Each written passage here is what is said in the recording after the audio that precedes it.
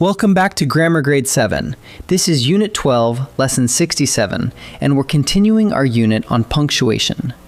Today is our third comma lesson, and it's a wonderfully practical one. How commas work inside dates, inside addresses and place names, and around titles or degrees that follow a person's name. The best part is that all three share one simple habit. Let's take a look. Before we dive in, here's the big picture. Everything today is the comma doing one gentle job. It marks a small pause, so your reader can see where one part ends and the next begins. We'll use it in three places. First, in dates. A comma splits the day from the year. Second, in places. A comma splits the city from the state or country. And third, a title or degree after someone's name gets fenced off by commas. Notice the pattern that ties them together. For dates and places, you put a comma between the parts, and then another comma after them when the sentence keeps going. Let's meet each one. Let's start with dates. When you write a full date, a month, a day, and a year, you drop a comma between the day and the year. Watch. On March 3rd, 2019, our library reopened. Do you hear the two little pauses? There's a comma right after the day, sitting between the 3 and the year. And because the sentence keeps going after the year, you add a second comma right after 2019 as well. One comma before the year, one comma after it, and the date settles neatly into the sentence. Now, a quick but important warning. Not every date needs a comma. The comma only steps in when you have the full trio, month, day, and year, with the day and year bumping against each other. If a part is missing, you leave the comma out. Look, we moved here in July 2020.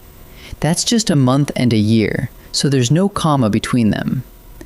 And here, her birthday is May 9th. That's a month and a day with no year in sight, so again, no comma. Only a full month, day, year date asks for that comma before the year. Places work exactly like dates. When you name a city together with its state or country, you slip a comma between them. Watch. We flew to Austin, Texas last spring. There's the comma tucked between the city, Austin, and the state, Texas. And just like with dates, because the sentence rolls on after the state, you add another comma right after Texas. City, comma, state, comma. The place sits snugly inside the sentence, and the reader glides right through. What about a full address, with a street and a city and a state all in a row? Same idea, just with more commas. You place a comma between each part. Here, mail it to 14 Pine Road, Dayton, Ohio. A comma follows the street, then another follows the city named Dayton, and the state Ohio finishes it off. Each pause keeps the pieces of the address from running together, so the reader can take them in one at a time. If the sentence continued past Ohio, you'd add one more comma after the state, exactly as before. Our last job is about titles and degrees that come right after a person's name. Things like junior or a degree like PhD. When one of these follows a name, you set it off with commas, just like a piece of extra information. Watch the first. Elena Ruiz, PhD, led the study. The degree PhD is boxed in, a comma before it and a comma after it. Here's another with a title. Sam Park Jr. joined our team. Again, the word junior sits inside a pair of commas. Notice it takes two commas when the name keeps going, one on each side of the title. Let's gather these into one quick check. First, do you have a full date, month, day, and year? Put a comma before the year and one after it if the sentence keeps going. Second, do you have a city with its state or country? Put a comma between them and one after the state when the sentence continues. Third, is there a title or a degree right after someone's name? Fence it off with commas. The rhythm is the same every time. A pause between the parts, and a pause after them when there's more sentence to come. Ready to practice a few together? Time to practice. In this first set, I'll show a sentence that's missing a comma or two, and you decide where they belong. Pause the video and think it through before I reveal each answer. On April 6, 1990, the museum first opened. Where do the commas go? This is a full date, month, day, and year, so we need a comma between the day and the year, right after the 6. And because the sentence keeps going after the year, we add a second comma after 1990. So the answer is, on April 6, 1990, the museum first opened. They settled in Portland, Oregon after the trip. Where do the commas belong? A city and its state need a comma between them, so one comma goes after Portland. And since the sentence continues, a second comma follows Oregon.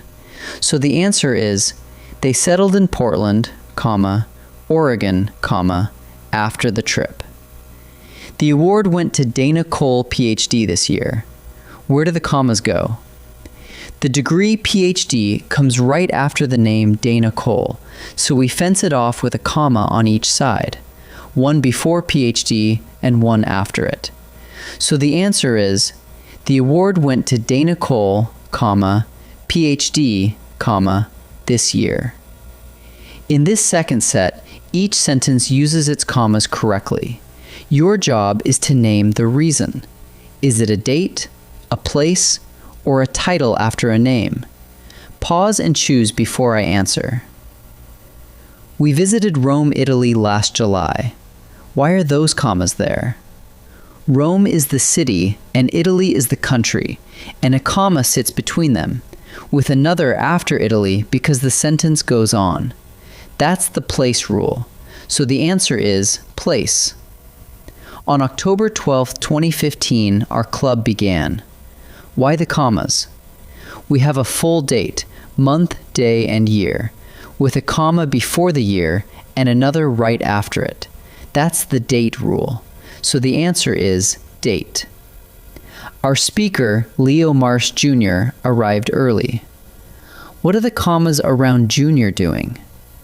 Jr. is a title sitting right after the name Leo Marsh, so it gets fenced off with a comma on each side. That's the title rule, so the answer is title after a name. Let's gather up what we learned. In a full date, a comma slips in between the day and the year, and another follows the year when the sentence keeps going. Between a city and its state or country, a comma marks the split, and one more comes after when there's more sentence to follow. And a title or degree right after a name gets fenced off with commas, one on each side. The pattern is the same all 3 times, a pause between the parts and a pause after them. Wonderful work today. In our next lesson, we'll keep building your comma skills. I'll see you there.